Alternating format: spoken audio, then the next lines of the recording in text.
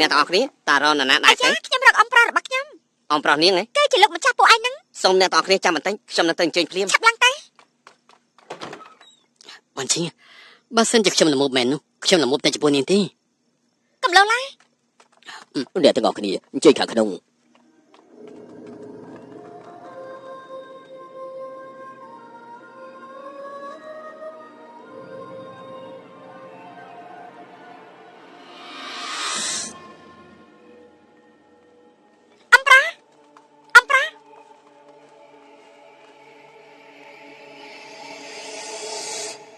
តែណាគេនឹងពួកនាងគឺអមមិនស្គាល់ខ្ញុំទេខ្ញុំគឺមុងយ៉ៅណាមុងយ៉ៅអមមកចាមើលហើយគឺមុងយ៉ៅនៅមានសមល់ពេលនៅតូចដល់ហើយទេឯថាក្មួយឯម្នាក់នេះមិនក៏មកដល់ភ្លាមយ៉ាងនេះអញ្ចឹងហើយក៏មិនចេះមើលមនុស្សមកប្រាប់មុនមិត្តភក្តិយើងប្រហែលអ្នកចេញមកដើរលេងជាមួយគ្នាចែកដាំឆ្លងកាត់ទីនេះខ្ញុំគិតថាខានជួបអមច្រើនឆ្នាំហើយក៏មកមើលអមទៅល្អអមដែរនាំមកឯងស្គាល់មកនេះគឺជាអមស្រីទី2របស់ឯងហើយនេះគឺជាបងប្រុសហ្វូសើហ្វូខាងរបស់ឯងហើយនេះគឺបងស្រីមុងស៊ីរបស់ឯងហើយនេះគឺជាប្អូនស្រីមុងយ៉ៅកូនស្រីរបស់លោកពូឯងលោកម្ចាស់ថ្ងៃនេះជាថ្ងៃបុណ្យសែនក្បាលទឹកក្នុងផ្ទះមានអ្នកក្រៅមកដូចជាមិនមែនប្រព្រឹត្តល្អទេដែលកុំនិយាយផ្ដេសផ្ដាស់គំនិតមនុស្សស្រីលោកម្ចាស់នេះជាវិន័យណាបិទមាត់ទៅមុងយ៉ៅគឺជាក្មួយស្រីមកកើតរបស់បងនេះគឺអ្នកក្រៅម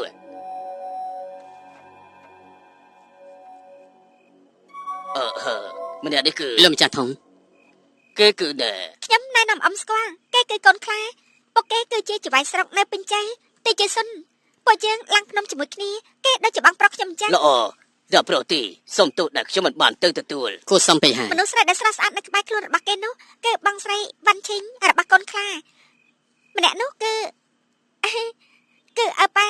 នៅមានទៀតអំប្រុសគេគឺវ៉ាងយិនហ្វាងពុករបស់គេគឺលោកម្ចាស់វ៉ាងយាយយិននៅផ្នែកសាំងស៊ូគេទុកជាព្រះបេតុលាជាតិតាមពិតគឺដល់ប្រុសវ៉ាងមកដល់សោះសុំទោសដែលមិនបានទៅទទួលសុំទោសតែអ្នកទាំងអស់គ្នាធ្វើអីឆាប់ឡើងមកខ្ញុំមកលើកនេះគ្រាន់តែដើរកំសាន្តតែប៉ុណ្ណោះមិនបាច់ខ្វល់នឹងទំនៀមទម្លាប់ទាំងអស់នេះទេព្រះបេតុលាជាតិពិតជាព្រះបេតុលាជាតិមែនហើយព្រះបេតុលាជាតិពិតជាអស្ចារ្យមានឋានៈខ្ពស់ជាងឪពុកខ្ញុំទៅទៀតខ្ញុំក៏គួរតែគោរពដឹងហើយថាបែបនេះដឹងចឹងយកផ្លាប់បញ្ជាមកយ៉ាវ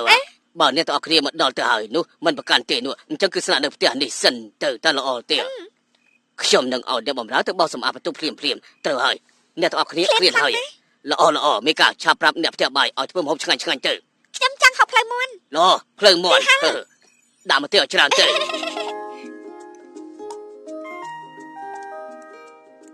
មកយ៉ាគ្រួសាររបស់អ៊ំនាងដូចជាចម្លែកយ៉ាងម៉េចទៅ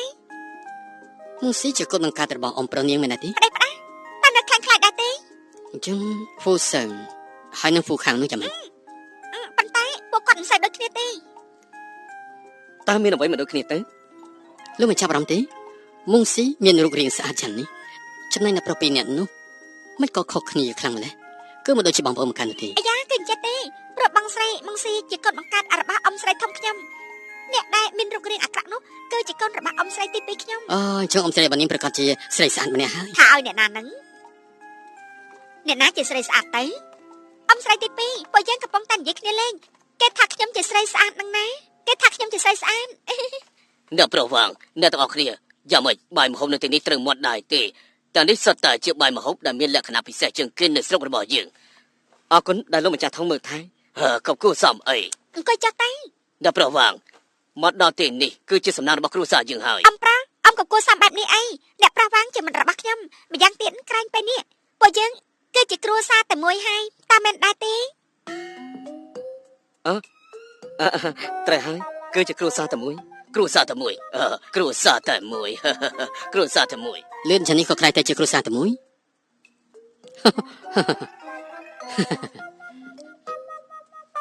ត្រូវហើយពួកឯងមកដល់ទីនេះយ៉ាងម៉េចទៅនឹងហើយត្រូវដឹងថាអ្វីត្បិតតែភូមិមួយនេះមិនសូវធំតែផ្លូវច្បោកខ្លាំងណាស់ជាពិសេសគឺពេលយប់នឹងមកវិញផ្លូវខ្លាំងណាស់គឺនាងម្នាក់ជូនពួកយើងមក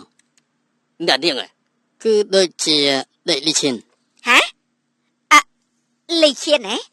គឺលីឈៀនដែលមានស្នាមឆូតនៅមុខហ្នឹងបងប្រុសគេលីយុនណានហ្នឹងមិនបានមកទេ มันបានមកនោះទេអ្នកទាំងពីរស្គាល់គ្នា គេប្រកាសជាមិនហ៊ានមកហើយតើមែនទេពីមុននិយាយគ្នាសុកតែពេលនេះមិនដូចគ្នាទេគេប្រឡងជាប់ជាមន្ត្រីហើយប្រកាសជាមិនអាចមកសុំស្ដីដណ្ដឹងហើយ អូនកុំនិយាយផ្ដេសផ្ដាស់ស្អីបាន ខ្ញុំ ទេ មិនបាននិយាយផ្ដេសផ្ដាស់ទេស្ដីដណ្ដឹងអំប្រោះអ្នកណាចង់ដណ្ដឹងអ្នកណាទេមកយ៉ាយ៉ាអញមិនដឹងរឿងទេដើមឡើយលីមកណាននោះគឺនិយាយថាចង់មកដណ្ដឹងដល់ផ្ទះតែមកដល់ពេលនេះហើយគេប្រឡងជាប់ជាមន្ត្រីតម្លៃខ្លួនមិនធម្មតាអនាគតវែងឆ្ងាយណាស់ក៏មិនមកទៅអ៊ំនិយាយហើយតម្លៃខ្លួនមិនដូចគ្នាប្រកាសជាមិនពេញចិត្តនឹងម៉ុងស៊ីទេ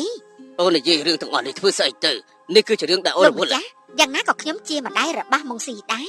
អ្វីត្បិតតែខ្ញុំជាម្ដាយទី2របស់គេ ដែលបានហើយនៅមិនឆាប់ថយចេញទៀតយ៉ាងម៉េចហ៎ ខ្ញុំ ឲ្យឆាប់ឡើងទៅ ចិត្តល្អគ្មានផលល្អមែន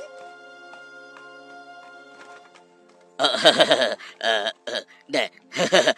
ទាំងអស់គ្នាក៏ប្រកាន់អីណាសុំទោសផង បានហើយហូបទៅ អូត្រូវហូបបាយអញ្ជើញ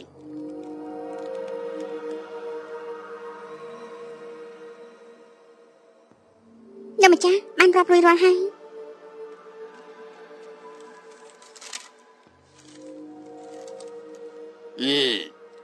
អានប៉ាងម្នាក់នេះពូកែគូសំក៏ទុកថាស្លាប់ដោយមានតម្លៃដែរបើយ៉ាងទៀតក៏លើសពីការគិតរបស់ខ្ញុំដែរ លោកម្ចាស់បន្តមកពួកយើងរៀបចំយ៉ាងម៉េចទៅ រៀបចំយ៉ាងម៉េចហើយ បានរៀបចំរួចអស់ហើយគ្រាន់តែ គ្រាន់តែស្អីទៅ គ្រាន់តែក្នុងចំណោមតាប់ហាងខាន់ មិនបាច់ទេខ្ញុំចេះរៀបចំ ចា ហើយ លោកម្ចាស់ ដំណើររបស់ពួកទីយន្តជាយ៉ាងម៉េចដែរ តែដល់ជាណានហើយ ឡូនៅក្នុងការគ្រប់គ្រងរបស់ខ្ញុំទាំងអស់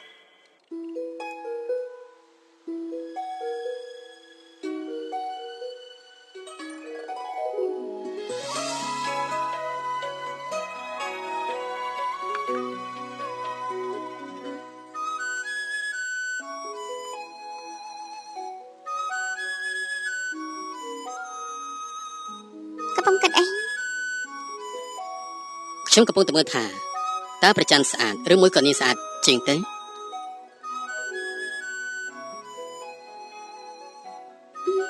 នប្រចាំមកពីណាទៅ ត្រូវហើយប្រហែលជាប្រច័នខ្លាចភាពស្រស់ស្អាតរបស់នាងក៏លាក់ខ្លួនបាត់ កំលេងសើចអីតែលោកកំពុងគិតអីហ្នឹង រឹកតែមិនគិតទៀតផង តែចម្លែកចាប់តាំងពីលោកចូលមកដល់ភូមិទៅមួយនេះខ្ញុំគឺប្រកាសឃើញថាលោកចម្លែកណាស់ ខ្ញុំមានចំណាយណាទេ សាងសង់ទូខ្មោចលើកនេះមិនអាចឆ្លោះធ្លួយអ្វីបាននោះទេ លោកម្ចាស់ធំ អូ នៅប្រទេសចៃដន្យមែន លោកម្ នៅ ចាស់ ប្រទេសក៏នៅទីនេះដែរហ៎ លោកម្ចាស់ធំមានអារម្មណ៍ល្អមើលប្រច័នពេលយប់ដែរ អូខ្ញុំមានរឿងខ្លះពិភាក្សាជាមួយនឹងកូនប្រុសរបស់ខ្ញុំ សុំសួរលោកម្ចាស់តើភូមិនេះហេតុអីបានជាស្ងាត់យ៉ាងនេះអញ្ចឹង ប្រហែលថ្ងៃនេះពិតជាបែបនេះមែន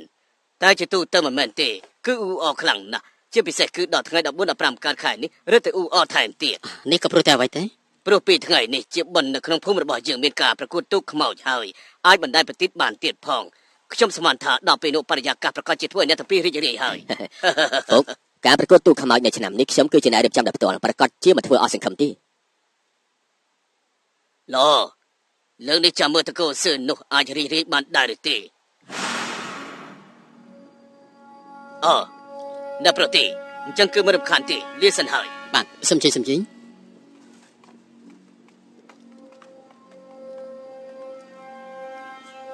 ត្រកូលស៊ី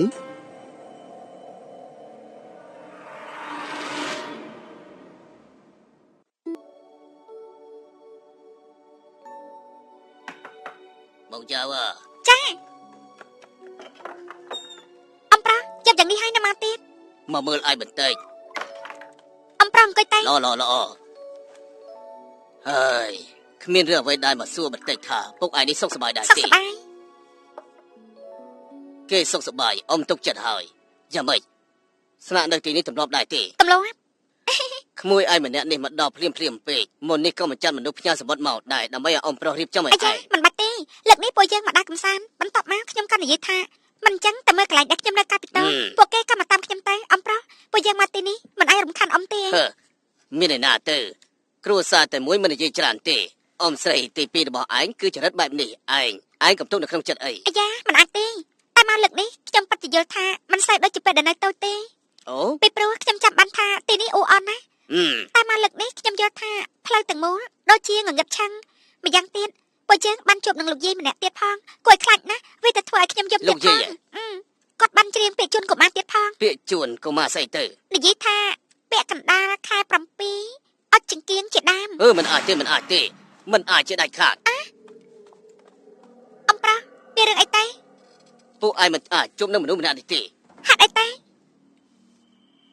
មកយ៉ាវប្រហែលជាអារម្មណ៍ខុសឆ្គងរបស់ឯងទេលោកយាយដែលពួកឯងបានឃើញនេះគឺជាលោកយាយម៉បដែលល្បីឈ្មោះនៅក្នុងស្រុកប៉ុន្តែគេបានបាត់ខ្លួនមួយរយៈពេលទៅហើយ បាត់ខ្លួនណា ត្រូវហើយចាប់តាំងពីគេបាត់ខ្លួនហើយរកសាកសពមិនឃើញរហូតហើយនេះមានតែសន្មតថាបាត់ខ្លួនតែប៉ុណ្ណោះ ពេលនេះនៅមិនតារកឃើញទៀតអីអញ្ចឹងមនុស្សដែលខ្ញុំជួបនៅថ្ងៃនោះជាអ្នកណាទេ មិនចឹងគឺអ៊ំគិតច្រើនពេកប្រហែលជាពួកឯងនេះពិតជាច្រឡំមនុស្សមែនហើយបានហើយកុំខ្វល់អីយំណាស់ហើយមកយ៉ាវឯងឆាប់ចូលសម្រាប់ទៅ អ៊ំគឺឆាប់សម្រាប់ដែរទេ មានការអ្វីរកអ៊ំ ចា ចុះ ល្អ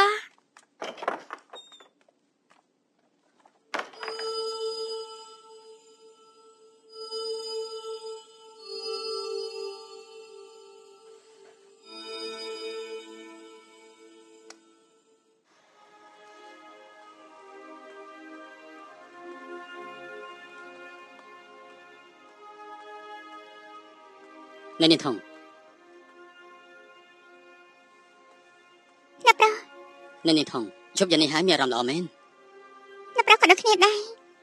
នៅនាងថងខ្ញុំមានសំណួរមួយចង់សួរនាងតើមានស្គាល់ប្រមាសៀនណាទេ មិនក៏ពួកលោកដឹងអញ្ចឹង តាមផ្លូវពួកយើងមកនោះមានលោកយាយម្នាក់ប្រាប់ពួកយើង គិនចាស់ទេប្រមាសៀនីអាចបំបត្តិការឈឺចាប់កំចាត់បិសាចជូនប្រជារាស្ត្របានម្យ៉ាងទៀតនៅអាចដឹងពីអតីតកាលនិងពេលអនាគតបានទៀត អូចាំម្លេះ មិនហើយម្យ៉ាងទៀតគាត់គឺធ្វើបែបនេះរហូតហេតុនេះមនុស្សនៅក្នុងភូមិសត្វតែគ្រប់គាត់មនុស្សដែលជាដោយសារគាត់ព្យាបាលជំងឺទាំងអស់នោះសត្វតែហៅគាត់ថាហួធោស្រី អញ្ចឹងនាងក៏ជឿដែរ ពេលដែលគាត់ព្យាបាលជំងឺខ្ញុំធ្លាប់លួចមើល អូ បងស្រីឯងនិយាយរឿងទាំងអស់នេះទៀតហើយហ៎ អ្នកប្រថង ឬមួយក៏អ្នកប្រទីក៏ជឿថានៅលើលោកនេះមានរឿងដាច់ចម្លាច់យ៉ាងនេះដែរ រឿងនេះមិនហ៊ាននិយាយនោះទេ បងស្រីមិនមែនបងថាឲ្យឯងនោះទេបើគេពិតជាសាសសិទ្ធយ៉ាងនេះមែននោះហេតុអីក៏ឯងនេះមិនទៅบอกគេឲ្យលេយងណាននេះមកស្ដីដល់នឹងអញ្ចឹងទៅ លោកប្រថងជប់ណាស់ឲ្យពួកយើងទៅសម្រាប់ជាមួយគ្នាទេ អូជាមួយគ្នា ប៉ុន្មានខ្ញុំមិនស្គាល់ផ្លូវជួយណែនាំផងទេ ឡង លាស្នាហើយ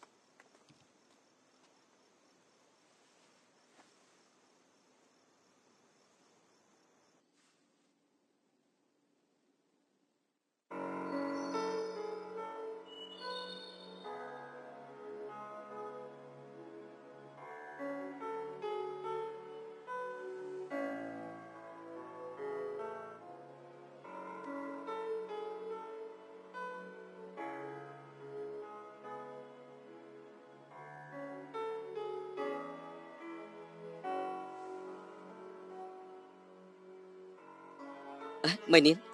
អូននឹងខ្លួនហើយមិនក៏យំអញ្ចឹង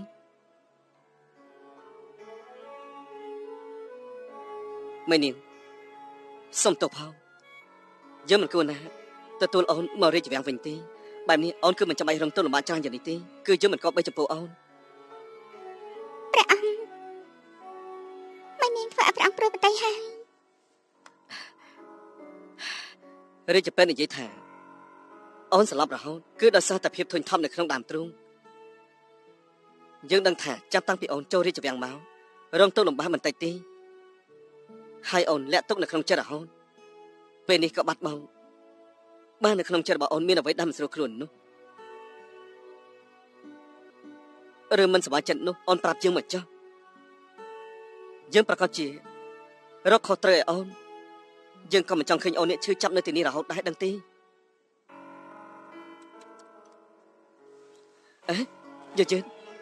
យឺតព្រះអង្គក៏មានបន្ទូលបែបនេះព្រះអង្គល្អចំពោះមេនាងយ៉ាងនេះជាសំណាងរបស់មេនាងសាំងមកប្រមាណជាតិបាត់ទៅហើយពេលនេះបាត់បង់កូនហើយនេះគឺជាព្រហ្មលិខិតព្រះអង្គក៏មិនតោអង្គអញអី បានហើយ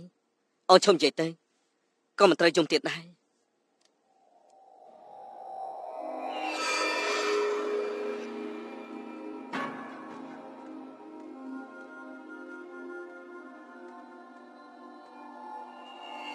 នាងមានប្រទះឃើញថានៅក្នុងវិហារនេះសុទ្ធតែជាមនុស្សស្រីដែរទេមិញពេលដែលចូលមកគឺខ្ញុំបានគិតអញ្ចឹងហើយមើលទៅប្រម៉ែម្នាក់នេះពិតជាប្រកែកមែនទៅពួកយើងទៅមើលទៅម៉ងយ៉ាងមកកណែទាំងពីរមកទីនេះអញ្ចឹងទីនេះល្បីឈ្មោះយ៉ាងនេះចង់រកមិនឃើញក៏វាពិបាកដែរបងស្រីមិនក៏បងនៅទីនេះ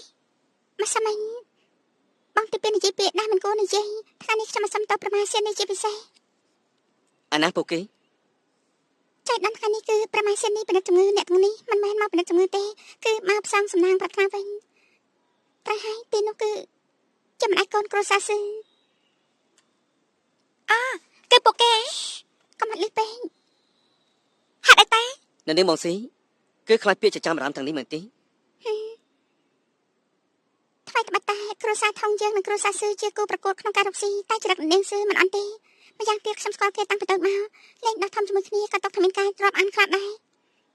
ផ្ទុយទៅវិញគឺកាន់តែបែបនេះមិនដឹងថាធ្វើយ៉ាងម៉េចល្អទេគឺបែបនេះឯងមកយ៉ាងពួកយើងទៅមើលទៅមិនបានទេហេតុអីទៅព្រះម៉ែសៀននេះពិនិត្យជំងឺអ្នកផ្សេងមិនអាចនៅទីនោះបានទេ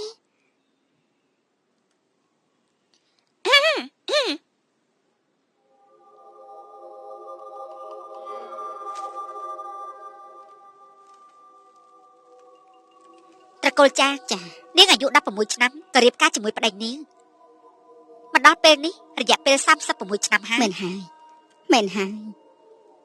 តែនាងបែរជាលួចលាក់មានសហាយមួយព្រះម៉ែខ្ញុំភ្លើងស្នេហ៍ដុតរលបេះដូងខ្ញុំត្រូវតែរៀបចំពិធីដេញបិសាចឲ្យនាងមើលចាស់តែបិសាចចិត្តត្រូវការថ្នាំបេះដូងមកព្យាបាលគ្រប់យ៉ាងត្រូវពឹងលើនាងខ្លួនឯងហើយបើអញ្ចឹងប្រម៉ែប្រាប់ខ្ញុំគួរធ្វើយ៉ាងម៉េចទៅបើចង់កម្ចាត់បិសាចជំងឺបើមិនកាត់ផ្ដាច់ចិត្តស្នេហ៍ទេគឺ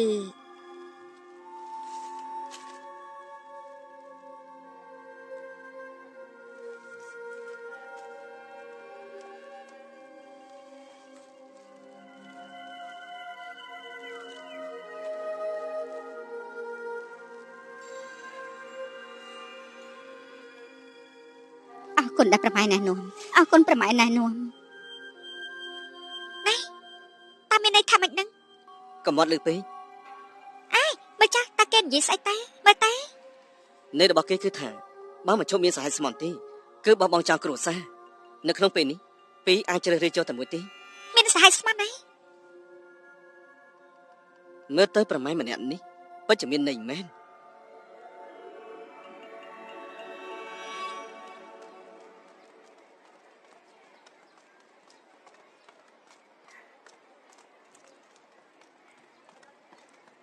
សួស្តីបងប្រុសខ្ញុំលើថានៅក្បែរនេះមានវិហារមួយតើចាំមិនដែរលោកនិយាយពីវិហារខ្មោចតាមមែនទេអូត្រូវហើយគឺវិហារខ្មោចមែនទេខ្ញុំថាលោកគឺមើលទៅលោកមិនដូចជាអ្នកស្រុកនេះទេខ្ញុំយល់ថាយល់ល្អលោកកុំទៅអីកន្លែងនោះមិនមែនអ្នកណាក៏អាចទៅបាននោះដែរហើយបានខ្ញុំអាចទៅបានចឹងរឿងនេះ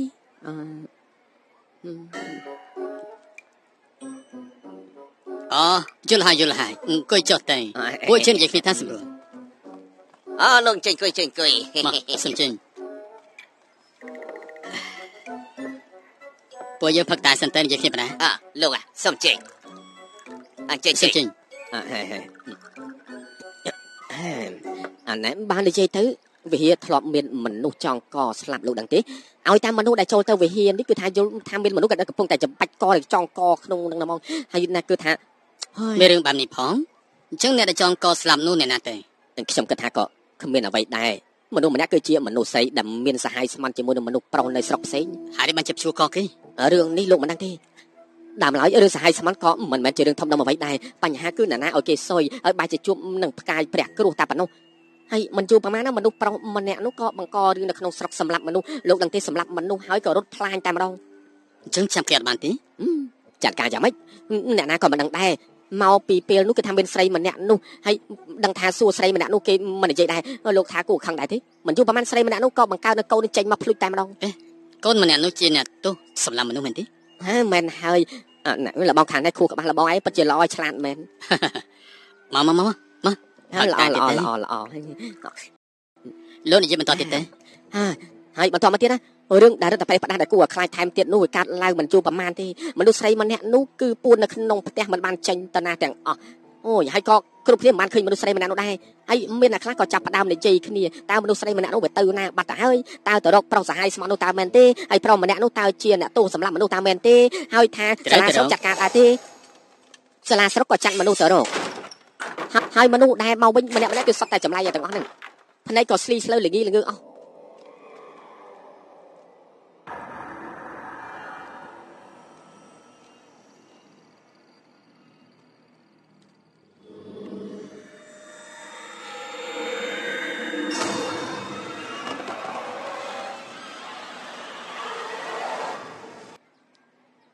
ខ្ញុំប្រាប់លោកណាគឺមានខ្មោច មានតែមិនគួរខ្លាចទៅនិយាយទៅ និយាយទៀតគឺអ្នក និយាយទៀតទៅ ល្អ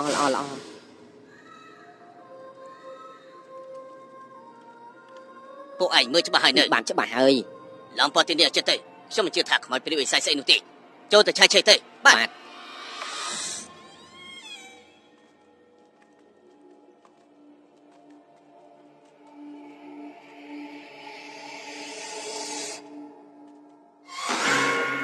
នៅខាងនោះ អូ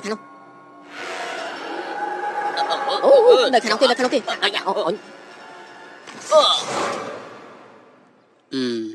តាមពិតគឺបែបនេះសោះតោះពួកយើងទៅ អរគុណលោកពិត អរិយបានជាមិនទៅ នេះគឺណែលោក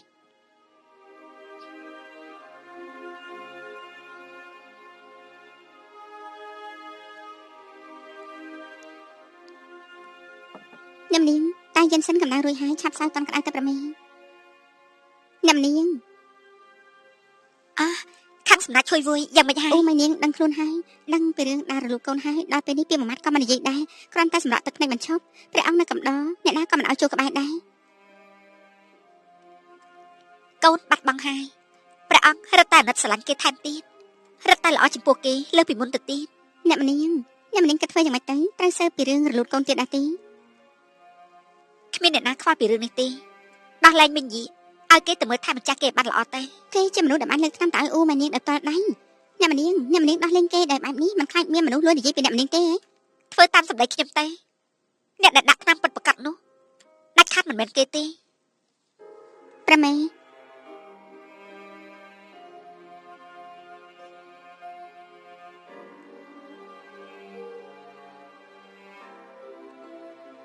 ស្នាមឯងចាំម៉េចនេះអ្នកនាងលីបានដោះលែងម៉ៃយាទៅសំណាក់ជួយវួយវិញហើយថាម៉េចដោះលែងមិញយីឲ្យទៅសំណាក់ជួយវួយវិញនេះមិញអាចទេទោះជាយ៉ាងណាក៏មិញយីមិនអាចរួចពីទោសដែរលុះត្រាតែអ្នកនាងលីដឹងថាអ្នកណាជាឃាតករពិតប្រាកដនោះក៏ត្រូវដែរបានអ្នកនាងលីសង្ស័យលើសៀវយៈសៀននោះណាគេច្បាស់ជាមកសួរចម្លើយសៀវយៈសៀនយូរហើយមិននឹងអាចគ្មានសកម្មភាពដែរនោះគឺអ្នកនាងលីដឹងថាឃាតករពិតប្រាកដមិនមែនជាអ្នកនាងនោះទេបាញ់អញ្ចឹងនោះតើឃាតករជាអ្នកណាតែក្នុងរាជវាំងអ្នកដែលអាចដើរហាងតាមអំពើចាត់បានក្រៅពីស្នំឯងហើយនោះពិតជាគ្មានមនុស្សប៉ុន្មានអ្នកនោះទេនៅមានមនុស្សម្នាក់ទៀតអញភ្លេចហើយមែនទេឬមួយគឺអ្នកនាងលីចាប់ទៅមើលទៅកុំតែមានថ្ងៃណាមួយប្រកាសជាដឹងការពិតជាមិនខានទេ មើលទៅបែបនេះប្រហែលជាមិនអាចមានមនុស្សទេ ចូលទៅមើលទៅគេដឹងហើយ ចឹងបាននាងមើលជុំវិញនេះចុះខ្ញុំចូលទៅមើល គួរតែឲ្យខ្ញុំចូលទៅវិញលោកកំសាកយ៉ាងនេះ ខ្ញុំ ន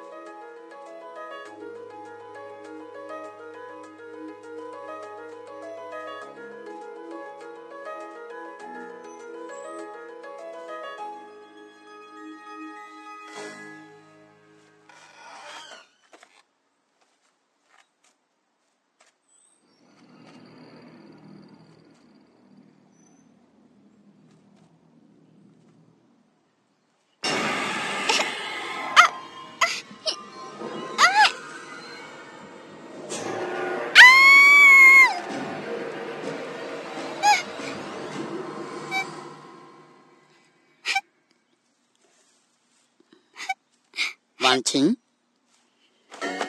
មានខ្មោច កុំខ្លាចក្រែងនាងថានាងជាអ្នកក្លាហានណាស់មែនទេ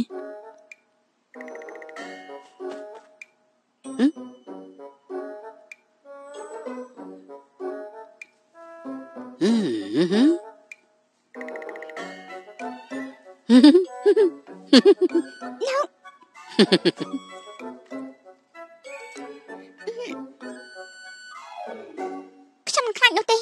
អ មានអីក៏ខ្លាចទៅ ត្រូវហើយខ្ញុំខ្លាច ថាចេះ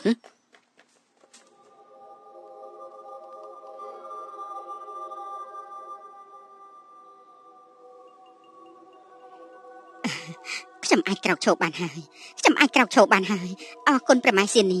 អរចាពេកហើយទៅដឹងហី មើលបន្តិចទៀតទៅ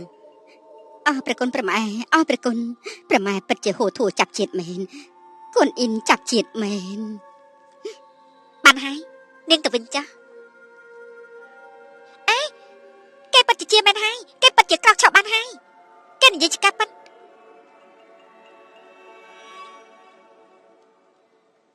នេះដូចជាចម្លែកពេកហើយ តាមខ្ញុំមើលទៅ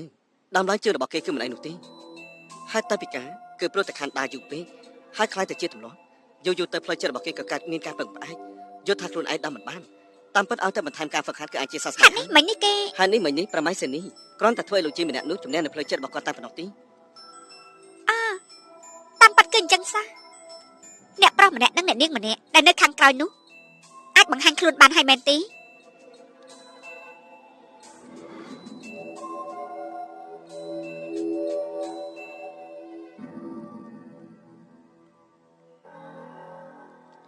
មើលទៅប្រម៉ៃសេនីពិតជាមានសមត្ថភាពមែន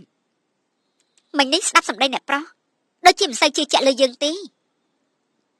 ខ្ញុំគ្រាន់តែសន្និដ្ឋានតែប៉ុណ្ណោះ បានអ្នកប្រុសមិនប្រកាន់ទេនោះអាចឲ្យខ្ញុំមើលបាត់ដៃរបស់លោកបន្តិចបានទេ តែហេតុអ្វីទៅ បន្តិចទៀតលោកប្រកាសជាដឹងហើយ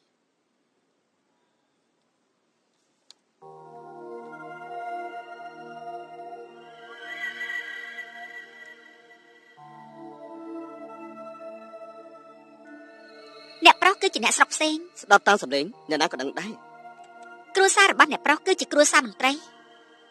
នោះប្រកាសណាស់ មើលទៅលើខ្លួនអ្នកប្រុសមានក្បាច់គុណខ្លាចដែរ មែនហើយ អ្នកប្រុសគឺទៅតែមកដល់ទីនេះកាលពីយប់មិញទេ មិនខុសទេយ៉ាងម៉េចប្រម៉ៃសេនីមើលដឹងតែប៉ុណ្្នឹងទេតាមមែនទេ អាចកំបាំងទេវតាគឺមិនអាចប្រាប់បានទេ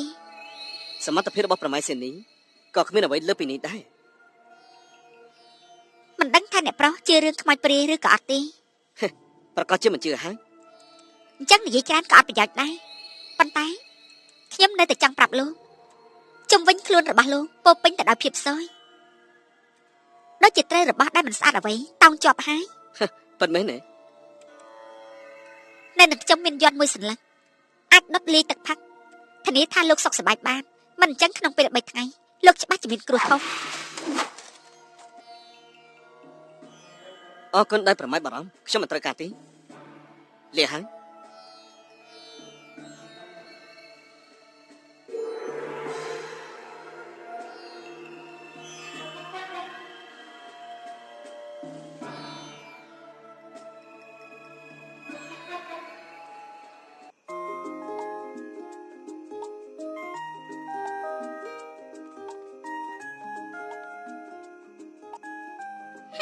បងយ៉ាងណាពួកយើងតែបដាប្រទេសទេណែតែអ្នកណាដែលគ្មានប្រទេសទេតែខ្ញុំក៏មានប្រទេសដែរបងស្រីពួកយើងក៏ត្រូវបដាប្រទេសដែរពួកយើងដែរតែយើង នេះមានន័យថាម៉េច មិនដឹងទេកុំអាយខ្វល់នៅពួកគេអីនៅខាងពលលោកមានប្រទះគឺអ្វីដែរទេ ខ្ញុំយល់ថាវិហេខ្មោចនេះពិតជាមានបញ្ហា ត្រូវហើយប្រម៉ៃសេនីម្នាក់នោះនៅថាខ្មោចតាមខ្ញុំទេផងយ៉ាងម៉េច គ្មានយ៉ាងម៉េចនោះទេខ្ញុំយល់ថាពេលនេះគួរតែទៅរកលោកយាយម្នាក់នោះ អញ្ចឹងទៅរកអ្នកណា ខ្ញុំមានវិធីហើយ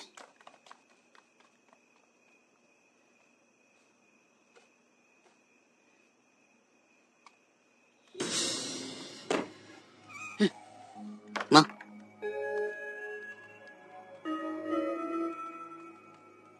ណែមិនក៏លោកប្រកាសយ៉ាងនេះថាសើជឿនច្បាស់ជាដឹងអញ្ចឹង ខ្ញុំមានជំនាញមួយនៅលើវិធីជំនាញ និយាយជាមួយនឹងមនុស្សស្រី ក្រែង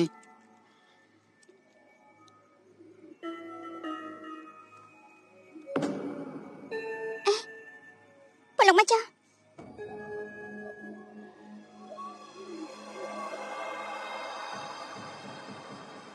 មើលទៅស្លាកស្នាមលែងមានមនុស្សនៅមួយរយៈហើយ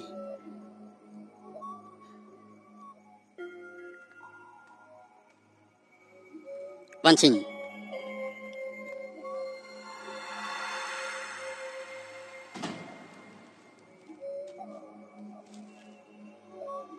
ថ្ងៃទី2កើតខែ7ជួបគ្នានៅវិហារខ្មោ ថ្ងៃ ច ពីកើតខែ7 ថ្ងៃទី2ខែ7ត្រូវជាថ្ងៃ15កើតហើយបានជួបគ្នានៅទីនោះ ខ្ញុំមើលសម្បត្តិនេះអាចពេលដែលលោកយាយបាត់ខ្លួនហើយត្រូវមនុស្សមានចេតនាទុកនៅទីនេះតាមមិនដែរទេ មើលទៅស្លាកស្នាមគឺមិនដូចគ្នានោះទេ ឬមួយចាំបាញ់ពួកយើងពិតជាបានជួបប៉ាត់មែន មិន បា អាច នឯ ទេ នោះទេចេញក្រៅចាំនិយាយគ្នា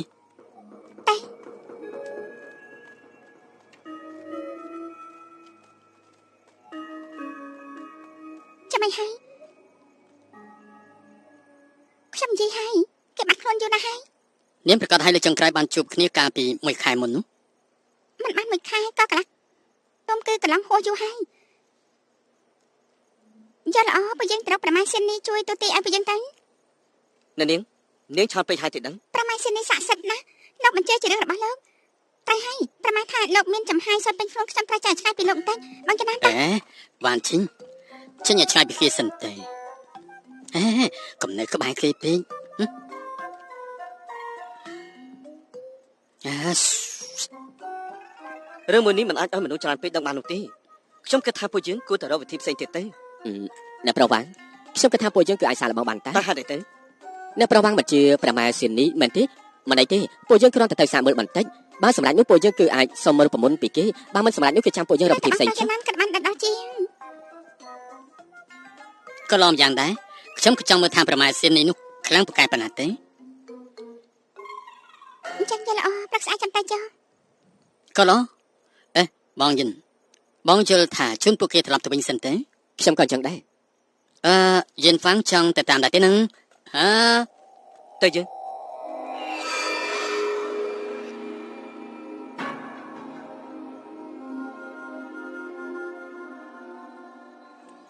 មកខ្ញុំជួយអ្នកតាគី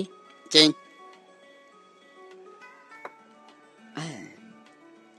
តាមពិតទៅលបងលីក៏ជឿលើរឿងខ្មោចព្រាយបិសាចដែរ ខ្ញុំមិនលាក់បាំងនៅលោកទាំងពីរទេបើខ្ញុំធ្វើជាមន្ត្រីនោះរឿងទី1ដែលត្រូវធ្វើគឺកម្ចាត់ឲ្យរឿងខ្មោចព្រាយបិសាចនឹងចោលឲ្យអស់តែម្ដងហើយ ពិតមែនទេ មែនហើយលោកគិតមើលទៅ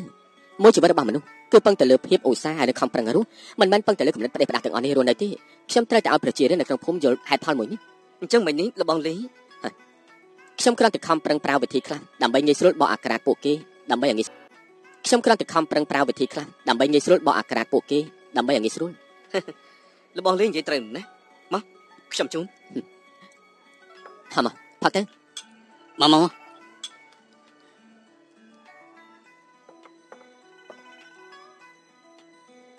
គួរឲ្យស្ដាយ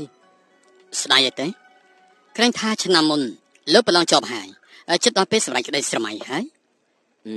លបងទេមិនដឹងទេពេលនេះផ្លូវមន្ត្រីមិនងាយស្រួលដើរទៅហើយម្យ៉ាងទៀតខ្ញុំក៏ជារាជសាមញ្ញនៅក្នុងរាជធានីគឺសុទ្ធតែជាកូនចៅមន្ត្រីកូនចៅមន្ត្រីគឺពាក់កណ្ដាលទឹកដីទៅហើយប្រវត្តិខ្ញុំបែបនេះគ្មានឱកាសវាឡើងទេ លបងលីមកពួកជើងផ្លាត់គេទេ អញ្ជើញ មក លបងមកចឹង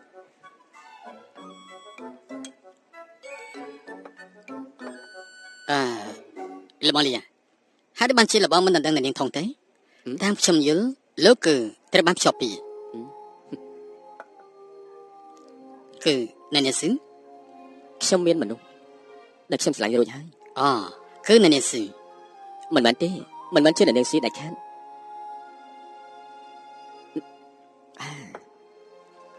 លបងទីកូនប្រុសដាំទ្រូង5ហាត់បង្កើតមុខរបរហើយចាំបង្កើតគ្រួសារនៅមុនពេលដែលខ្ញុំគ្មានលទ្ធផលគឺខ្ញុំមិនអាចនិយាយពីស្នេហាបានទេម្យ៉ាងទៀតមនុស្សស្រីគឺជារឿងដ៏លំបាកមួយខ្ញុំមិនអាចទប់ទល់បានទេ ត្រូវហើយពិតជាពិសេសមែន ត្រូវហើយមេខ្លានោះពិតជាពិបាកណាស់ មកទៅមក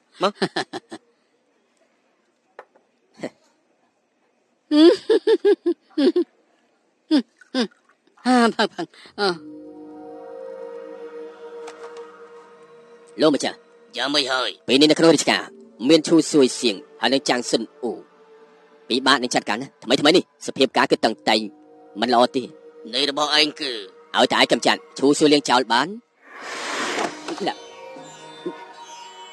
កុំស្មានថាខ្ញុំមិនដឹងថាឯងនេះគិតអ្វីនោះលោកម្ចាស់ឯងចាំទុកពេលនេះឯងមានតែអាចធ្វើទី2មិនអាចធ្វើទី1បាននោះទេគ្រាន់តែនេះគឺជាបញ្ជាបាទលោកម្ចាស់បាទខ្ញុំដឹងហើយ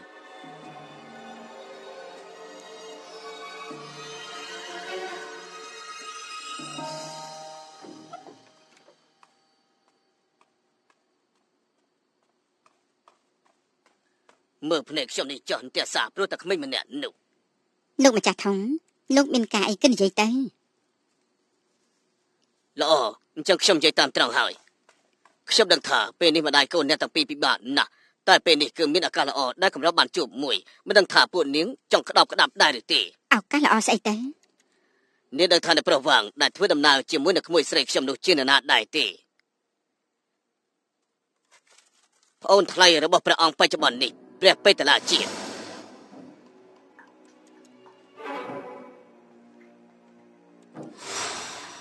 គ្រួសារអភិជនញាតិវង្សានុវង្សគេនៅក្មួយស្រីរបស់ខ្ញុំរាប់អានគ្នាល្អណាស់អ្នកបានឃើញហើយពេលនេះឲ្យតែយន្តណានកូនរបស់អ្នកយល់ព្រមរៀបការជាមួយនឹងវង្ស៊ីកូនខ្ញុំច្បាស់ជាត្រៀមអំណោយធំសូមឲ្យអ្នកប្រុសវាងនាំទៅរាជធានីសាងទំនាក់ទំនងឧទ្ទេសនាមពីយន្តណាននៅចំពោះមុខព្រះភ័ក្ត្ររបស់ព្រះអង្គបែបនេះអនាគតរបស់យន្តណានប្រកាសជាជោគជ័យល្អណាស់ហើយវែងឆ្ងាយទៀតផងជឿខ្ញុំចុះ ហើយយ៉ាពិតជារំខានដល់លោកម្ចាស់ធំហើយប៉ុន្តែរឿងនេះត្រូវឲ្យខ្ញុំគិតមើលសិន អេអ្នកស្រីរឿងល្អបែបនេះហើយនៅគិតស្អីទៀតទៅ យ៉ាងណារឿងនេះតាក់ទងដល់រឿងធំក្នុងជីវិតរបស់ចំណានកូនខ្ញុំលោកត្រូវតែឲ្យខ្ញុំគិតមើលសិន ហើយអ្នកស្រីអ្នកស្រីគឺខ្លាំងមែនទេខ្លាចមានមនុស្សនិយាយពាក្យផ្ដេសផ្ដាស់តែដើមឡើងយន្តណាននិងយន្តស៊ីកូនរបស់ខ្ញុំគឺបានភ្ជាប់ពាក្យមុនទៅហើយអ្នកទុកចិត្តចុះឲ្យតែយន្តណានចូលរាជធានីបានសម្រេចខ្ញុំនឹងឲ្យម៉ុងស៊ីចូលរាជធានីតាមយន្តណានដល់ពេលនោះគឺមិនអាចមានមនុស្សសួរពីប្រវត្តិរបស់ម៉ុងស៊ីទៀតនោះទេអ្នកស្រីឱកាសល្អមិនរងចាំមនុស្សទេ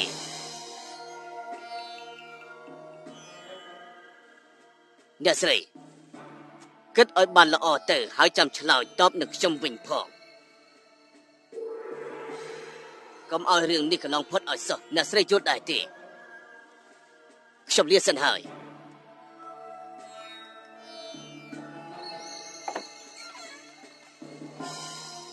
លោកម្ចាស់ធំ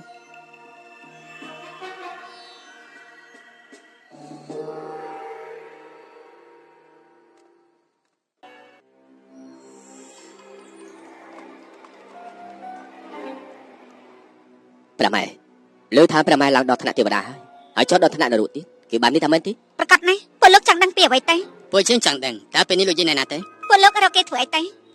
ពួកយើងបានឃើញសម្បត្តិដៃណាត់គាត់ទៅវិហារខ្មោចមួយសន្លឹង ពេលនោះនៅក្នុងផ្ទះរបស់គេនៅមានធូបមួយសរសៃទៀតទើបតែដុតអស់នេះគឺបញ្ជាក់ថាគេចេញទៅមិនយូរទេ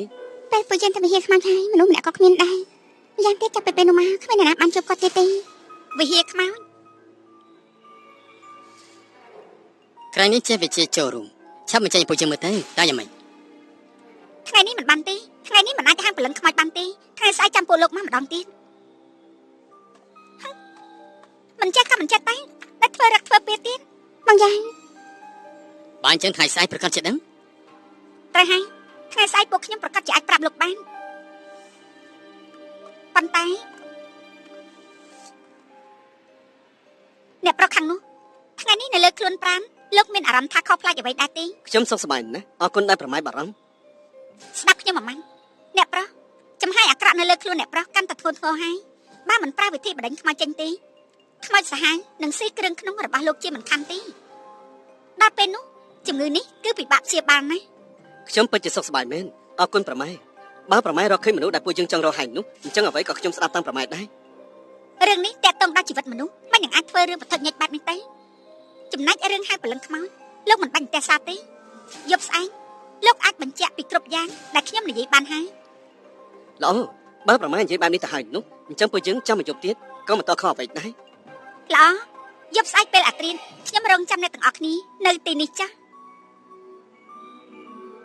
ខ្ញុំលាសិនហើយ ប្រយ័ត្នពីសុខភាព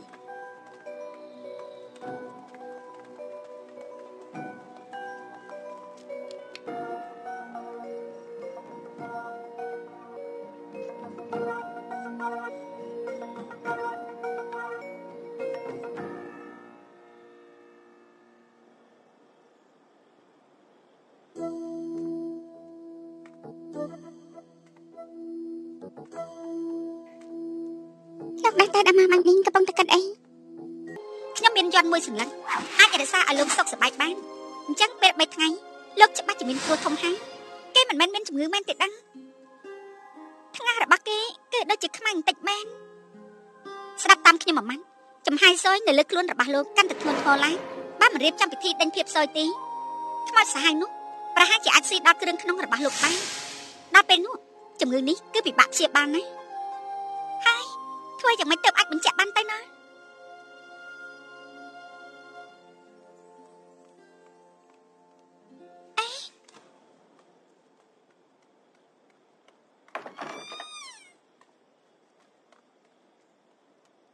យប់យ៉ាងនេះហើយតើគេទៅណាតែ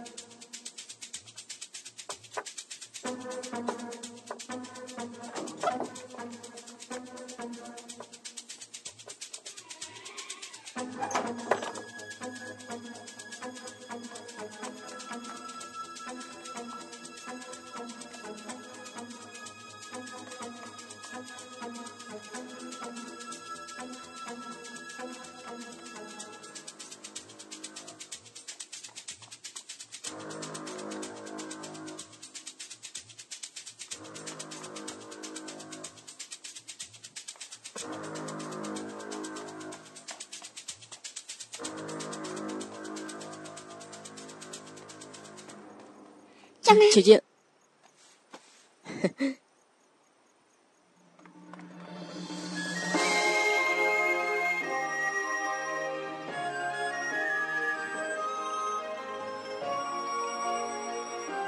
ែអូនសុខសប្បាយជាទេ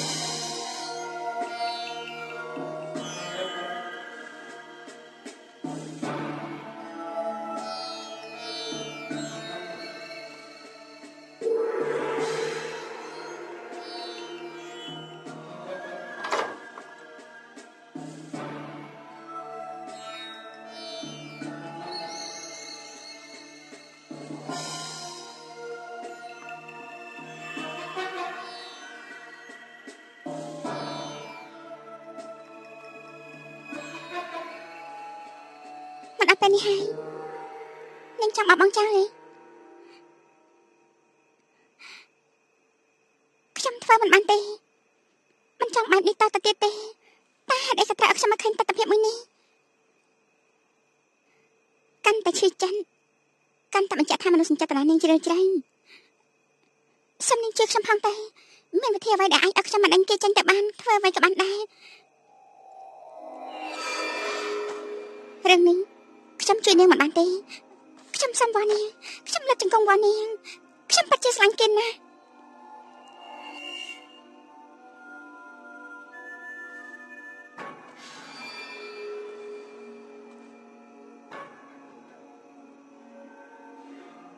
វិធីគឺមានមួយ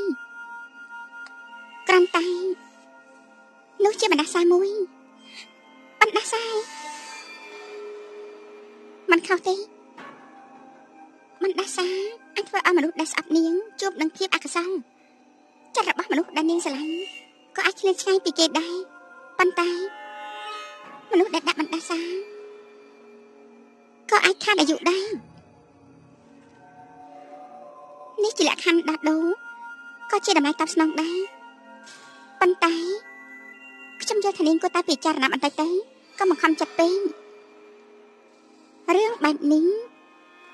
ខ្ញុំធ្វើបានខ្ញុំពិតជាធ្វើបាននាងប្រកាសដែរឲ្យតែយកចិត្តរបស់គេបានតែបងតម្លៃតបស្នងអ្វីក៏ខ្ញុំព្រមដែរអញ្ចឹងបានមកតាមខ្ញុំមក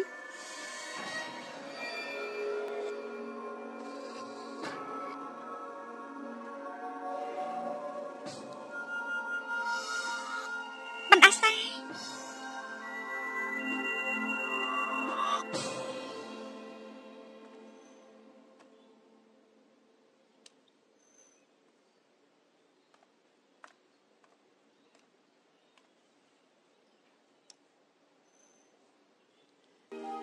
មកយ៉ាងលោកធ្វើស្អីហ្នឹងខ្ញុំពីព្រឹកបំភ័យគេឲ្យស្លាប់ឯង តានាងមើលស្អីហ្នឹង ខ្ញុំលោកមិនឃើញបងស្រីខ្ញុំដែរទេ គ្មានទេយ៉ាងម៉េច គ្មានយ៉ាងម៉េចទេគឺខ្ញុំមិនឃើញគាត់តាំងពីព្រឹកខ្ញុំខ្លាចគាត់មានរឿងអីហ្នឹងណា អ្នកប្រវាំងបងស្រីមកយ៉ាងខ្ញុំលើថាអ្នកតាពីរទៅរកប្រម៉ែសេនីហើយអ្នកប្រវាំងមើលទៅលោកក៏ដឹងពីរឿងនេះដែរនៅក្នុងភូមិនេះមានអ្នកណាមិនដឹងទេអញ្ចឹងអ្នកប្រវាំងជឿលើសម្ដីរបស់ប្រម៉ែសេនីដែរទេយ៉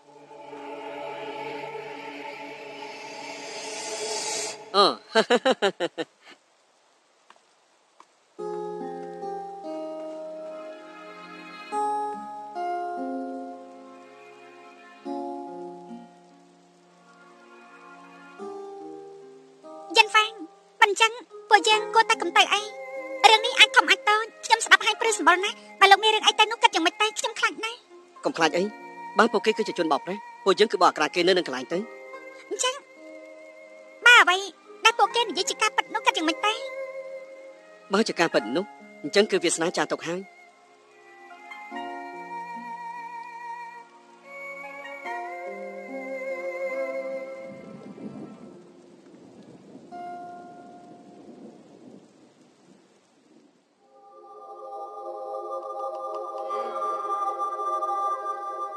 ចក្រវាឡធំធេងប្រទានភាពស័ក្តិសិទ្ធិដល់ខ្ញុំបណ្ដេញបិសាចមេឃដីល្វឹងល្វើយចក្រវាឡធំធេងបណ្ដេញខ្មោចបិសាច ស្ដាប់មិនសូវច្បាស់ទេគេសូត្រអីទេ មេឃដីល្វឹងល្វើយ ខ្ញុំក៏មិនដឹងដែរ ពាក់កណ្ដាលខែ7បើកទ្វារខ្មោចបើកចេញខ្មោចចម្លែកលក់តៅហ៊ូរលួយតូបពងមាន់មួយគ្រាប់ 7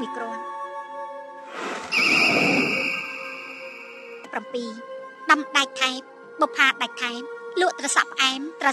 ល្វីងលក់តៅហ៊ូរលួយតូបពងមាន់មួយគ្រាប់បងប្រុសអង្គុយខាងក្នុងបងប្រុសចេញមកទទួលខ្មោចលោកយាយម្នាក់អង្គុយខាងក្នុងលោកយាយចេញមកសែនភ្នោអ្នកនាងម្នាក់នៅខាងក្នុងអ្នកចេញមកបាត់ទ្វារហើយដាច់ក្បាលទៅវិញមិនបានអេណែក្រែងនេះជាពាក្យជូនកុមារដែលលោកយាយច្រៀងនៅថ្ងៃនោះមែនទេប្រលឹងខ្មោចប្រមូលផ្ដុំគ្នាឯងរអ៊ូដាក់ខ្ញុំចម្លងជាមួយនឹងឯងអូ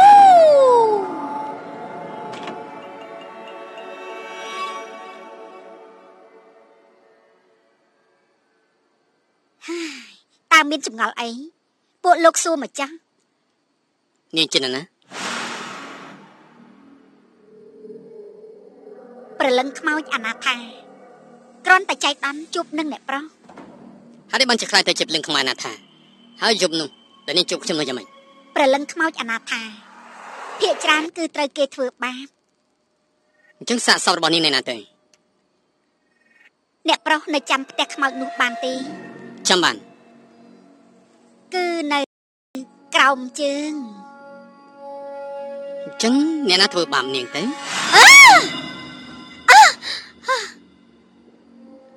តើមានរឿងស្អីហ្នឹង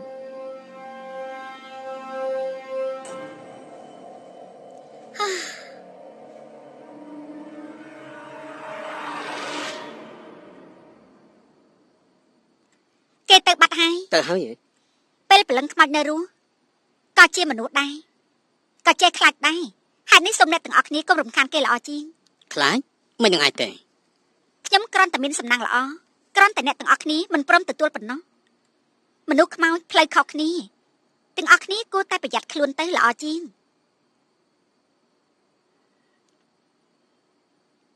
នៅមានទៀតអ្នកប្រុសម្នាក់នេះបើលោកមិនជឿខ្ញុំទេថ្មីនេះគឺច្បាស់ជាមានគ្រោះធំ ប៉ិតមែនទេអញ្ចឹងខ្ញុំចង់មើលថាគ្រោះធំនោះមានរូបរាងយ៉ាងម៉េចទៅ បើពួកលោកមានតម្រុយទៅហើយហេតុអីក៏មិនទៅបញ្ជាក់បន្តិចទៅមើលអ្វីដែលខ្ញុំនិយាយតែជាការពិតដែរទេខ្ញុំធ្វើពិធីនឿយហត់ហើយត្រូវការសម្រាកសូមត្រឡប់ទៅវិញចាស់ ឡោតែយើង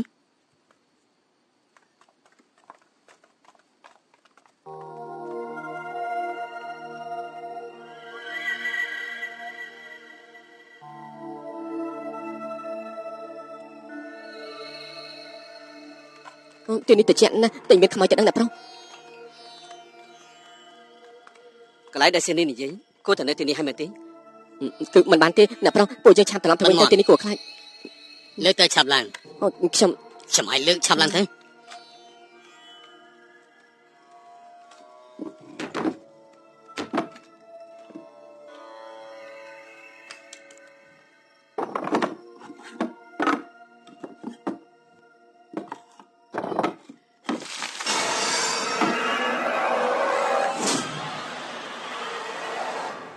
ទៅបើប្រឹងសាលាស្រុក ឲ្យខ្ញុំទៅម្នាក់ឯង អញ្ចឹងបានពួកយើងទៅប្រឹងទាំងអស់គ្នាហើយឯងនៅចាំទីនេះចុះ ខ្ញុំទៅ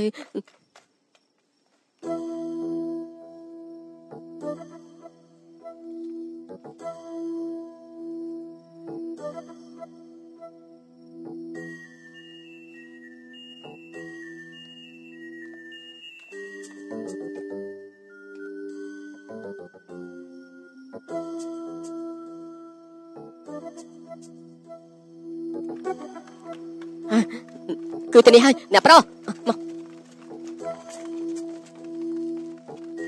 អ្នកប្រុស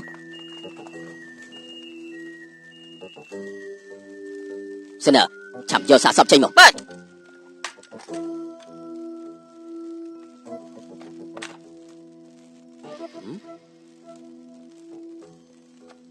លោកម្ចាស់សាកសពគឺថាឆេះខ្លីអត់ទៅហើយមើលទៅគឺឆេះស្លាប់ពេលវេលាគឺ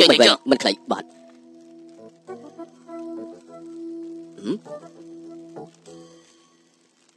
ពួកលោកប្រមាណអ្នកជាណាទៅមិនក៏ប្រទះឃើញសាកសពនៅទីនេះអញ្ចឹង លោកម្ចាស់ពួកយើងគ្រាន់តែឆ្លងកាត់តែប៉ុណ្ណោះហើយក៏មានចំណូលចិត្តចំពោះរឿងព្រេងនិទាន តាមសើបនេះគឺជារឿងក្តីរបស់អ្នកស្រុកយើងពួកប្រជារាស្ត្រធម្មតាលោកមានសិទ្ធិអីតាមសើបទៅ ហើយនេះពួកយើងប្រទះឃើញសាកសពក៏ទៅប្រាប់លោកម្ចាស់ភ្លាម បាទហើយពួកលោកគួរធ្វើអ្វីគឺទៅធ្វើនឹងចុះខ្ញុំចេះដោះស្រាយហើយ លោកម្ចាស់លោកមិនយល់ថាអ្នកពិនិត្យសាកសពខ្ជិលខ្ជាបន្តិចទេមែនថាទេ ផ្នែកពលរបស់សាកសពមានស្នាមក្បាច់ច្បាស់កន្លែងមកតាមស្ថានភាពរបស់សាកសពគឺសន្តិភាពណាគួរតែពេលដែលស្លាប់ហើយតែត្រូវគេដុតសាកសព នាងជាណាទៅនេះគឺជារឿងក្តីឃាតកម្មរបស់ស្រុកយើងនាងសមាងឲ្យប្រឌិតសាកសពដោយឯងទៅសេណា ឈប់សិនយប់យ៉ាងនេះហើយក៏មិនខានលោកម្ចាស់អីពួកយើងត្រឡប់ទៅវិញអញ្ចឹងតែយើងអាយ៉ាជ្រុះរបស់ទៅហើយ យ៉ាលោកម្ចាស់ខ្ញុំដែរ កុំគួរសមអីខ្ញុំប្រជារាស្ត្រធម្មតាទេគ្មានឋានៈអ្វីទេ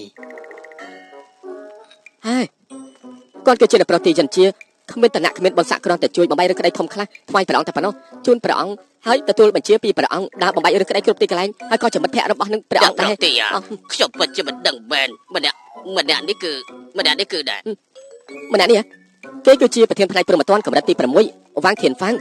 លោកម្ចាស់វាងគ្រប់គ្រងរឿងក្តីទាំងឡាយដែលនៅក្រោមវិហារតាលីព្រមទាំងរឿងក្តីកម្រិតលើសព្រមត្តនទៀតតាមស្រុកតាមទេគឺគាត់ជាអ្នកបំបីរឿងក្តីដើរតាមអ្នកប្រុសរបស់ខ្ញុំហើយប្អូនថ្លៃរបស់ព្រះអង្គក៏ជាព្រះពេតុលាជាតិបច្ចុប្បន្ននេះដែរ ខ្ញុំសូមគោរពលោកម្ចាស់វាងក្រៅណាមកប្រគុណលោកម្ចាស់វាង លោកម្ចាស់តើខ្ញុំអាចទៅសាលាស្រុករបស់លោកម្ចាស់បន្តិចបានទេ ល្អ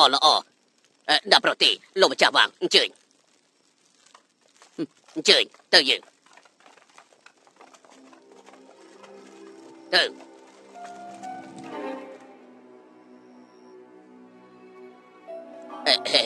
លោកម្ចាស់វាងមិនដឹងថាលោកម្ចាស់វាងគឺព្រោះតែរឿងអ្វីមកដល់ស្រុកយើងនេះទេ គ្មានអ្វីទេគ្រាន់តែជាល្បិនធម្មតាសង្ឃឹមថាលោកម្ចាស់អាចរក្សាការសម្ងាត់បាន ប្រកាសណាស់ខ្ញុំច្បាស់ជារក្សាការសម្ងាត់ឲ្យបាន លោកម្ចាស់ធំលោកគិតថាសឹបរឿងក្តីនេះមកពីណាទៅមុន បើនិយាយពីរឿងក្តីនេះខ្ញុំគិតថាគ្មានកន្លែងស៊ើបនោះទេ ហេតុអីទៅ មើលទៅអ្នកទាំងអស់គ្នាក៏បានឮដែរហើយបណ្ដាសារដែលវិហារខ្មោចសម្លាប់មនុស្សជាង20ឆ្នាំមុនគឺមានហើយថ្មីនេះក៏ទុកថាបានស្ងប់ស្ងាត់បន្តិចដែរតែនៅតែមានមនុស្សមកអុជធូបគោរពព្រះដដែលពេលនេះក៏ស្រាប់តែមានរឿងមួយនេះទៀតខ្ញុំគិតថាតើប៉ះពាល់ដល់ដួងវិញ្ញាណហើយតើពិតមែនដែរទេ អូគឺដួងព្រលឹងវិញ្ញាណព្រលឹងខ្មោច ខ្ញុំគិតថាភាគច្រើនគឺបណ្ដឹងខ្មោចបើជាបណ្ដឹងខ្មោចទៅហើយនោះគឺមានភាពអយុត្តិធម៌ត្រូវណាស់ទេលោកច្បាស់ស្រុកលោកថាទៅ មែនហើយ អញ្ចឹងលោកច្បាយស្រុកធូយល់ល្អរឿងនៅទីកាលពី20ឆ្នាំមុននិយាយប្រាប់ពួកយើងទៅ រឿងមួយនេះកន្លងហួសយូរពេកហើយម្យ៉ាងទៀតមានតែមនុស្សម្នាក់ទេដែលអាចនិយាយវាច្បាស់បានតែមិនដឹងថាគេព្រមរំលឹករឿងអតីតកាលនោះឬក៏អត់នោះទេ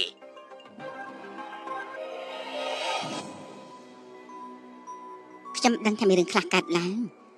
ពូលោកមកចង់ដឹងពីអ្វីខ្ញុំក៏ដឹងដែរបើយប់យ៉ាងនេះទៅហើយអ្នកទាំងអស់គ្នាមករកខ្ញុំទៀតនោះខ្ញុំគឺនិយាយទៅចោះ ម៉ែរឿងទាំងអស់នេះ មិនអីទេ20ឆ្នាំមុនមានគ្រូវិទ្យាមន្តម្នាក់មកពីភូមិសឹងជឺឈ្មោះថាលោកគ្រូចាងគេចង្អុលថ្មទៅជាមាសនៅចំពោះមុខប្រជារាស្ត្រគេពឹងទៅលើដៃមួយនេះបោកយកទ្រព្យសម្បត្តិរបស់ប្រជារាស្ត្រជាច្រើនពេលដែលកំពុងប្រមូលប្រាក់រត់នោះត្រូវឪពុករបស់យ៉ងណានប្រទះឃើញពេលដែលគេបរាជ័យទាំងស្រុងហើយក៏សម្លាប់ឪពុករបស់យ៉ងណានចោលព្រៃផ្សាយបំផុតនោះគឺគេបែរជាដុតសាកសមពីពេលនោះមកក៏បាត់ដំណឹងសូនឈឹង ប៉ុន្តែហេតុអីបានជាខ្ញុំលើកពាក្យចចាមអារាមរបស់ប្រជាជនថាមិនមែនបែបនេះទេ អ្នកប្រទី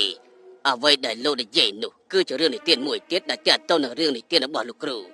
គឺលោកគ្រូចាងមុនពេលដែលចាងធានស៊ឺម្នាក់នេះលួចរត់បានលួចតាក់ទងគ្នាជាមួយមនុស្សស្រីនៅក្នុងក្រុមម្នាក់មិនយូរប្រមាណមាវជឺក៏បង្កើតបានកូនស្រីម្នាក់មិនដឹងថាមាវជឺនិងចាងធានស៊ឺលួចតាក់ទងគ្នាប្រជារាស្ត្រដែលត្រូវគេបោកប្រាស់ក៏យកកំហឹងនិងកំលុំជះទៅលើមាវជឺទាំងអស់អត់ទ្រាំនឹងការប្រមាថជាស្ដីពីប្រជារាស្ត្រមិនបានមាវជឺក៏នាំកូនស្រីទៅរស់នៅដល់លហលហេវរបស់ចាងធានស៊ឺហើយចាងធានស៊ឺនេះក៏យកភ្លើងដុតខ្លួនឯងនិងកូនស្រីឲ្យស្លាប់ហើយក៏ អ្វីដែលខ្ញុំស្ដាប់លើសិទ្ធិចងកសម្រាប់ខ្លួន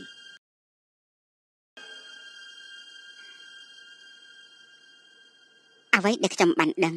ខ្ញុំបាននិយាយអស់ហើយសំទោសផងទាំងអស់គ្នាខ្ញុំពិតជាហត់បន្តិចហើយលាហើយ ម៉ែ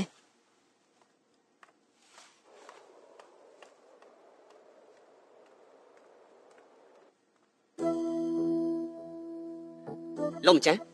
បើលោកមិនសាញ់ថាពិបាកទេនោះពួកយើងចង់បើកមើលសំណុំឯកសាររឿងក្តីបន្តិច បានអញ្ជើញ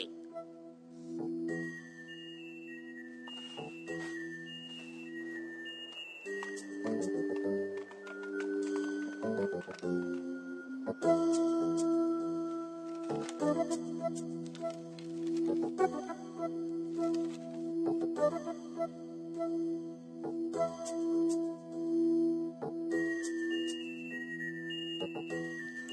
ជាចម្លែកណា ចម្លើយស្អីទៅ កំណត់ត្រាសាលាស្រុកគឺបូករួមចូលគ្នាពិតជាច្បុកច្បងសូម្បីតែរឿងតូចតែក៏មិនចាំបាច់មួយចំនួនក៏ត្រាទុំ ត្រូវហើយនេះទើបអាចកត់ត្រាច្រើនយ៉ាងនេះ ប៉ុន្តែរឿងមួយដែលកើតឡើងកាលពី20ឆ្នាំមុននោះបែរជាមានសម្ដីបន្តិចនេះមិនច្រើនដូចជាពីចាំរ៉ាំនោះទេ រឿងមួយមានមនុស្សមានចេតនា ខ្ញុំយល់ថាពួកគេគឺសេដ្ឋកិច្ចវេះពីរឿងមួយនេះ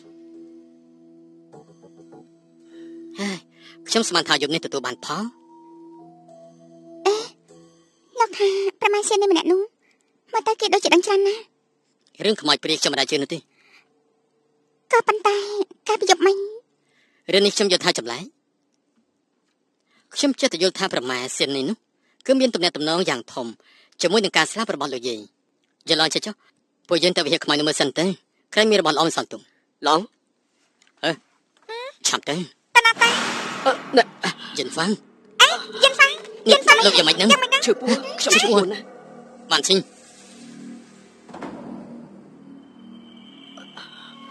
បងវ៉ាន់ជេងគេយ៉ាងម៉េចហើយជីបចោលគេច្បាស់ច្បាស់ណាស់មិនដូចជាជំងឺធម្មតាទេអញ្ចឹងអ្វីដែលប្រមាណសៀននេះម្នាក់នោះនិយាយគឺជាការប៉ັດមែនទេ មិនអាចទេមិនអាចចិត្តដាច់ខាត ជីបចោលគេមិនត្រឹមតែរញ៉េរញ៉ៃទេហើយច្បាស់ច្បាស់ទៀតផងពីនិតមិនដឹងពីមូលហេតុទេ ចង់ដឹងពីមូលហេតុទៅរកព្រះម៉ែសៀននេះទេប៉ាមក យឺតយឺតប្រយ័ត្នទឹកណា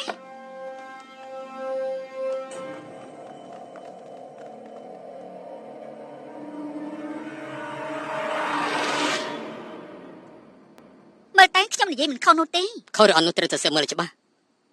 សូមប្រមាជួយមើលផងទេ សំវគេច្បាស់ណាស់នៅសម្ដេចខ្លងយ៉ាងនេះទៀត ព្រះម៉ែសៀននេះជួយជីវិតមនុស្សម្នាក់គឺប្រសើរជាងសង់ចែកដី7ជាន់ខ្ញុំសូមបបព្រះម៉ែសូមជួយគេផងទេ ណាស់ហើយចាស់អ្នកប្រុសម្នាក់នេះក៏ទុកថាមាននិស្ស័យជាមួយខ្ញុំដែរពេលនោះខ្ញុំរំលឹកប្រាប់គេថាខ្មោចសាហាវសន្ធិដ្ឋនៅក្នុងខ្លួនតែគេមិនជឿពេលនេះខ្មោចសាហាវនេះបានឈ្លានពានដល់គ្រឿងក្នុងរបស់គេហើយបើមិនព្យាបាលទៀតខ្លាចក្រែងតែគ្រោះថ្នាក់ដល់ជីវិតទេពេលនេះខ្ញុំនឹងធ្វើពិធីឲ្យគេជួយជីវិតគេអរគុណព្រះម៉ែចាប់ឡើងតែ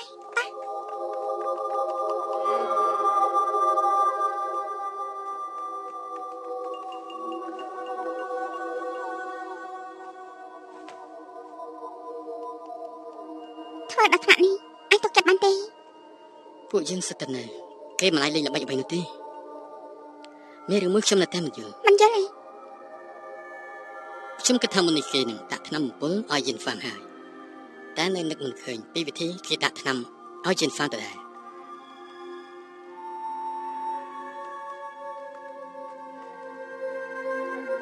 មេឃដីធំធេងចក្រវាលល្វឹងល្វើយផ្ដល់ភាពស័ក្តិសិទ្ធិដល់ខ្ញុំបណ្ដេញបិសាចចង្រៃមេឃដីធំធេងចក្រវាលល្វឹងល្វើយផ្ដល់ភាពស័ក្តិសិទ្ធិដល់ខ្ញុំបណ្ដេញបិសាចចង្រៃបណ្ដេញបិសាចចង្រៃបណ្ដេញបិសាចចង្រៃបណ្ដេញបិសាចចង្រៃបណ្ដេញបិសាចចង្រៃបណ្ដេញបិសាចចង្រៃ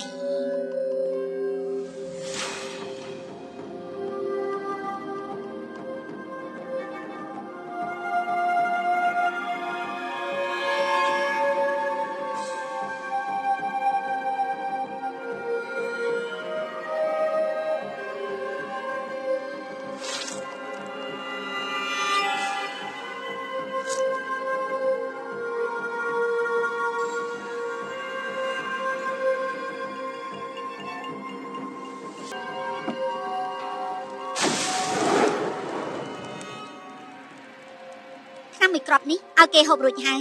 យកសាច់រលួយចេញពីក្នុងពោះរបស់គេនិងដោះសាច់ថ្មីចេញមកហើយ អរគុណព្រះម៉ែទៅប៉ា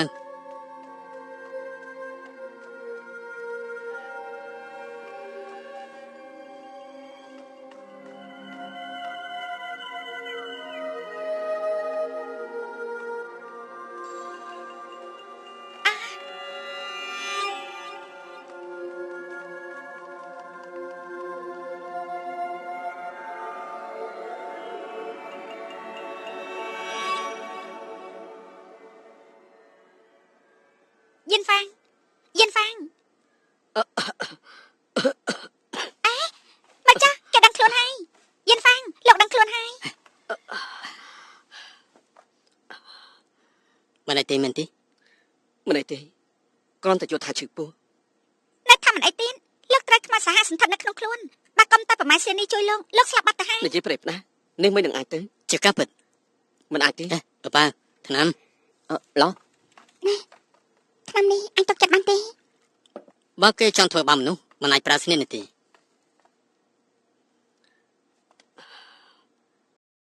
នេះគឺជាថ្នាំស្អីទៅប្រម៉ៃសេនីឲ្យ ត្រូវ ខ្ញុំមិនហូបទេ ឆ្អឹងរឹងគួសម លោកធ្វើស្អីហ្នឹងថាចេញទៅគេបាននេះទៅហើយបើលោក ខ្ញុំមិនបាច់គេទេគេហាមអត់ខ្លួនឯង តើពួកលោកយ៉ាងម៉េចនឹង ខ្ញុំសង្ស័យថាមុននេះប្រម៉ែសិននេះប្រកាសជាដាក់ថ្នាំពុលបែរជាខ្លាចពួកយើងមិនជឿហើយក៏ធ្វើឲ្យពួកយើងជឿវិញ ដាក់ថ្នាំអំពុលហ៎ លោកគិតមើលទៅមុននេះនៅពេលដែលលោកជួបគេនោះមានចំណុចពិសេសអ្វីដែរទេ ខ្ញុំនឹកមិនឃើញនោះទេ បានហើយគេតែដឹងខ្លួនកុំកាត់ច្រើនពេកអី លបងយន្ត អ្នកប្រុសទីលោកបានធូរទេលោក បាន ប្រុស ធ្វើដែរទេនឹង បានធូរច្រើនហើយ បងស្រីមិនក៏បងមិនអញ្ចឹង ពួកយើងលើកថារបស់វាងបានឈឺហើយក៏10000តិចទៅ អរគុណ យ៉ាងណាឲ្យលោកមិនជឿសម្ដីរបស់ប្រមាសេនីទៅខ្ញុំបាននិយាយហើយថាពួកគេមិនអាចខុសទេពេលនេះលោកអាចជឿហើយមែនទេ សុជាបើសិនជាអស់អីហើយនេះឈប់និយាយទៀតទៅ បានអ្នកប្រហ្វាំងអស់អីទៅហើយអញ្ចឹងខ្ញុំត្រូវប្រយ័ត្នទៅហើយ ហេតុអីទៅ ថ្ងៃនេះតែខ្ញុំចេញអាចារ្យឲ្យមកធ្វើបន់ពុកខ្ញុំត្រូវតែឲ្យខ្ញុំនៅផ្ទះតែខ្ញុំភ្លេចបាត់ទៅហើយពេលនេះខ្ញុំត្រូវប្រយ័ត្នទៅវិញហើយ អញ្ចឹងខ្ញុំជួននេះចុះរបស់វាងខ្ញុំលះហើយ លបងយន្តណានខ្ញុំជិះលបង ឡោះអញ្ជើញ ចេញ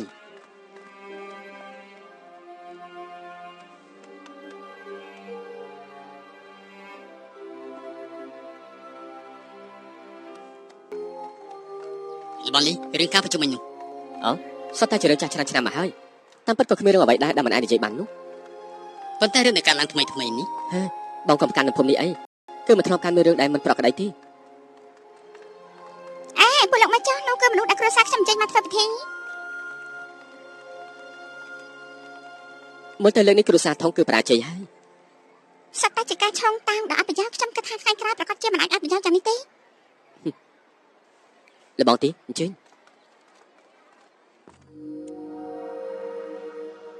នាងដឹងថាថ្ងៃនេះគឺជាថ្ងៃអ្វីដែរទេ ថ្ងៃនេះ ថ្ងៃនេះគឺជាថ្ងៃបុណ្យសែនក្បាលទឹក ខ្ញុំយល់ហើយបានសានក្បាលទឹកទទួលមនុស្សស្លាប់តែហេតុអីក៏លោកម្ចាស់កាន់ប្រតិទមួយចាប់រហូតអញ្ចឹង នេះគឺជាទំនៀមទម្លាប់តាមតំបន់ ខ្ញុំសុំទោសឬមួយ គឺជាភូមិដែលពួកទាយន្តជាតិនៅក្នុងពេលនេះច្រើនឆ្នាំយ៉ាងនេះហើយឬមួយនេះគឺជាការចែកដន្យ